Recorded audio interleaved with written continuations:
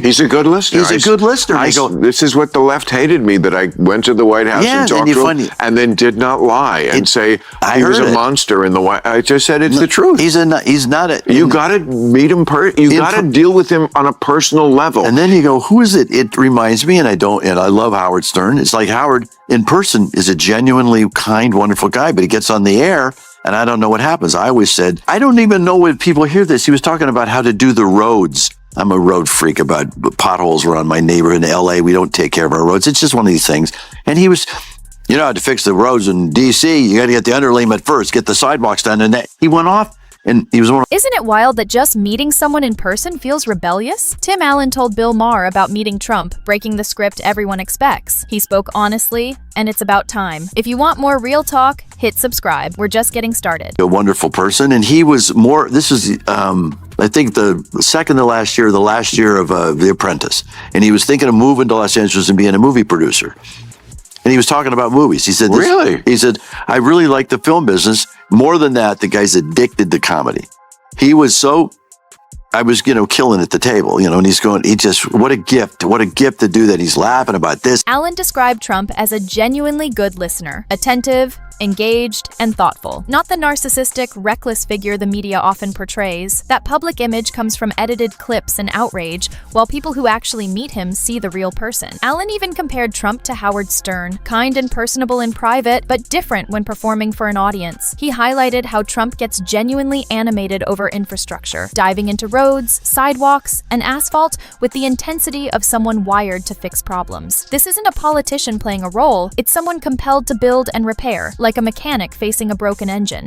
You got to deal with him on a personal level. And then you go, who is it? It reminds me, and I love Howard Stern. It's like Howard in person is a genuinely kind, wonderful guy, but he gets on the air and I don't know what happens. I always said, if I was the adult in the room, I would take Donald's phone away from him and get him involved in infrastructure. He would, I don't even know when people hear this. He was talking about how to do the roads. I'm a road freak about potholes around my neighborhood in LA. We don't take care of our roads. It's just one of these things. And he was, to fix the roads in DC, you got to get the underlayment first, get the sidewalks done. And he went off, and he was one of those news things where he's talking about how quickly he could get the road done quickly in Washington, D.C. We don't need the underlayment, but then asphalt on top of it. Allen pointed out that Trump sees problems as practical issues, not talking points. Roads, contracts, inefficiency, he tackles them with a builder's mindset. Diagnose, fix, and get results. Unlike politicians chasing optics, he focuses on tangible outcomes, questioning bloated projects and showing they could be done faster and cheaper with basic competence. Brilliant. It's not $800 million. I could do this stuff for $6 million tomorrow, and we will get it done. There's almost nothing he surveys that he doesn't want to fix, whether it's the Kennedy Center. And look, believe me, I am not on the page with a lot of his fixes. I get it. But he looks at Venezuela, we got to fix that. Fix it. No ballroom, we got to fix that. Asphalt, we got to, there's just nothing that he doesn't want to personally. He does have enormous energy. To Trump, with decades in construction and deal-making, government waste isn't just frustrating, it's offensive. He notices markups, inefficiency, and extra layers of contractors, and his instinct is to cut through it and demand answers. Why does this cost $800 million when it could be $6 million?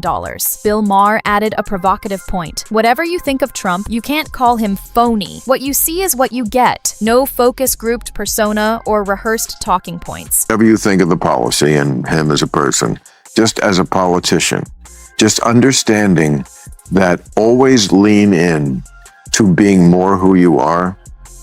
The people are not savvy about issues, but they smell a phony a mile away. And that kind of shit, nobody else does it. There's a couple of times when, I've been his biggest... Trump never masks who he is or softens his words to please others. In today's world of polished politicians and staged authenticity, being blunt and real stands out like a superpower. While most leaders dodge tough questions and adjust their image constantly, Trump lays it all out, unfiltered. People can instantly tell when someone is genuine, and that's why he connects with so many, leaving critics struggling to challenge his authenticity. Going to pre-hate anything, and then the first week I said, well, there's lots of things I hate, because I do. Okay, there's some things I don't hate also, but the way he can do that and sometimes kind of make me go, oh man. You can call Trump reckless or divisive, but you can't say he's fake. He's always unapologetically himself. And in today's politics, that's rare. Maher promised to judge Trump's second term on actual actions, not speculation, yet before policies were even announced, the outrage machine was already running. Headlines and commentary were preloaded, attacking ideas that didn't exist. It wasn't analysis, it was automatic hostility, revealing a bias that undermines any claim to credibility. Real picture of your house. If during our withdrawal, one American is hurt, just know I know where you live. I was like, oh, can we just play the music now? Because I don't care. It's Donald Trump and he's the worst person ever, blah, blah, blah. I fucking love that. Mm-hmm. One time they were doing something was going on with, and he said, you know what? When you come after New York, you got to go through me. It's like, oh, hometown boy. You know, he has those moments that no other politician has.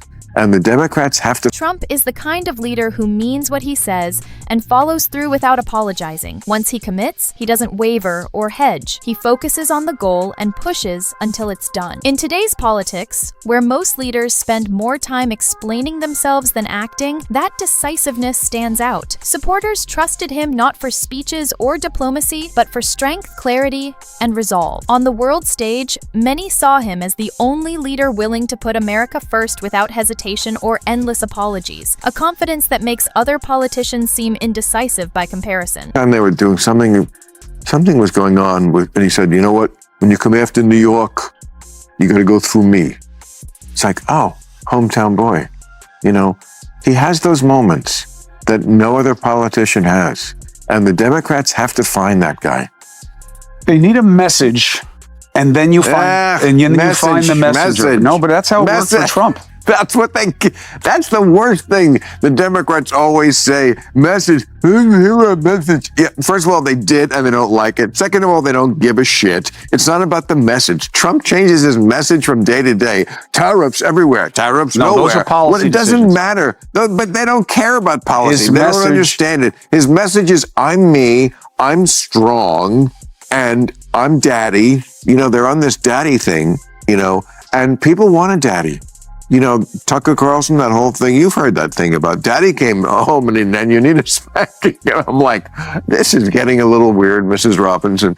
You know, daddy, but you know what? That's what works, and that's what people. Maher dropped a provocative point. The Democrats need their own version of Trump, not a copy, but a dominant figure who can energize the base and command attention. Trump acts as a gravitational force for Republicans, uniting supporters and dominating media cycles, while Democrats are fragmented across personalities with limited reach. Maher was blunt about the current bench, saying neither Kamala Harris nor Tim Walz has the charisma to match Trump. Leadership isn't just competence, it's presence, force of personality, and the ability to move people beyond your core supporters. Despite personal disagreements with Trump, Maher acknowledges that for all his flaws, he brings clarity, decisiveness, and strength in a way few others can, standing out in a field of cautious, scripted politicians. Don't know the issues. They don't know the facts. I agree. And they have no interest in learning about them. They're like an animal. They're instinctive. Like, I smell fear or I smell alpha. And they smell alpha. And Democrats have to come up with an alpha. And it's not Tim Walz. No, probably not. And it's not the other Tim who ran. Kane? Tim Kane. These are not alphas. It's like this thing of like, let's get a woman and then a docile man who's in every commercial where he's the asshole while mom takes care of business. You know, that's not a message that makes the tribe go, who is strong? Who's strong? After Maher and Allen's conversation, a different picture of Trump emerges, one the media rarely shows. Authentic, decisive, focused on fixing problems, and backed by people who've actually met him, he stands apart from a fragmented opposition struggling to unify. He's not perfect, but his clarity and presence make him the most commanding figure on the national stage, and that drives many people crazy because it doesn't fit the familiar narrative. The real question, how long can media stories hold up when first-hand accounts tell a different story? When people who've sat across from Trump describe someone so unlike the caricature we've been sold, the disconnect becomes impossible to ignore. If this got you thinking, hit like, drop a comment. Whose account do you trust? Those who've met Trump or the media's portrayal? And for more content challenging mainstream narratives, subscribe. We're just getting started.